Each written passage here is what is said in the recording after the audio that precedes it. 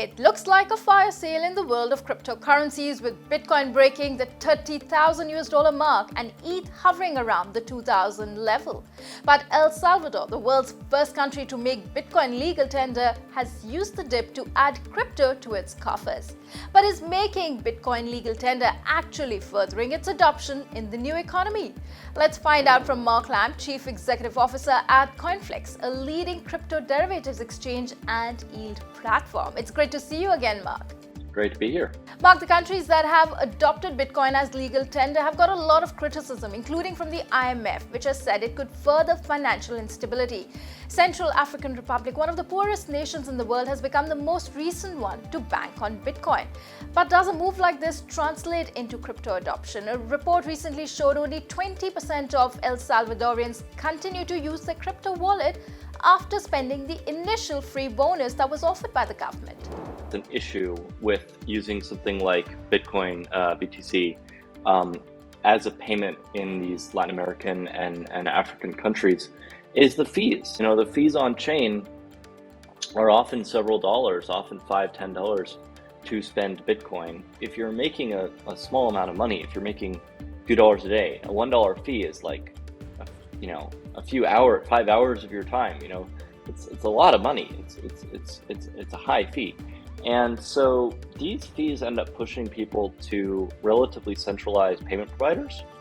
And the issue with that is you can't tap into the peer-to-peer liquidity. It makes it more difficult to convert to cash.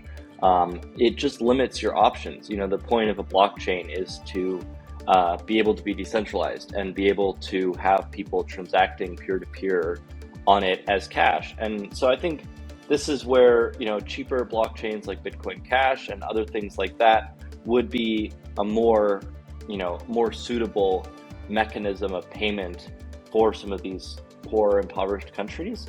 I think there are a lot of reasons to move away from local currency. There was a recent study that came out that said that majority of the world is living in double-digit inflation right now. What you'll see is a move towards crypto. But I think it's going to be two things. I think it's going to be things like Bitcoin Cash and other currencies that have very cheap transactional mechanisms.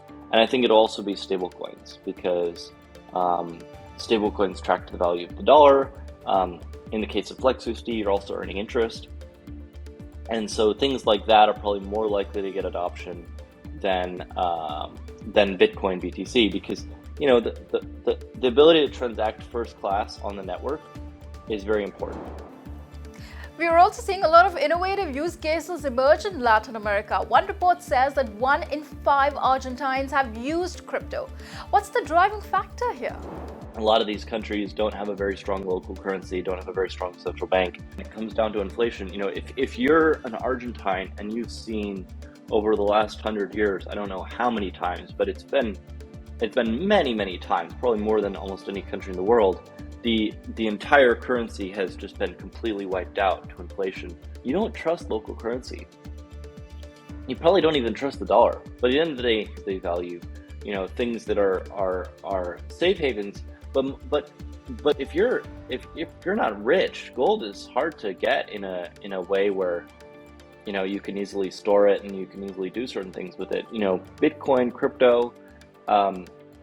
This is the way forward. This is where you can actually, get a meaningful amount as a small individual and an everyday person, and you can protect yourself. And so I think it's only natural that anywhere that's dealing with double-digit inflation, which again is the majority of the world. Interestingly, the governments in these countries seem to be pro-crypto, unlike the conservative wait-and-watch stance we've seen in the United States or the European Union or even India. In fact, Buenos Aires is happy to accept crypto for making tax payments. What explains that dichotomy in the different approaches at state level? If you think about a country like El Salvador, St. Kitts, Central African Republic, many of these the citizens in Argentina, many of these countries don't actually have a lot of ties to the U.S. banking system, or don't have very privileged access in the U.S. banking system and the U.S. dollar financial system. And really, they're ultimately, their citizens are looking for an escape. And so a government, can only not listen to its citizens for so long. It at the end of the day is at the behest of its citizens. And so if all the citizens are saying, look, we want crypto, we want to escape from inflation, we want all these things, at some point the government has to listen. And I think also, in some cases, the governments are getting some publicity and maybe people moving there and other things from the crypto space. So crypto is becoming a large economy, and it's not the biggest by far, but it's a multi-trillion-dollar market cap. There's a huge amount of economic activity in the space. That as that grows, it becomes more of an incentive for more governments to be friendly to it. It may not be big right now, but digital currencies are certainly a giant in the making. Thank you as always, Mark. Thank you for having me.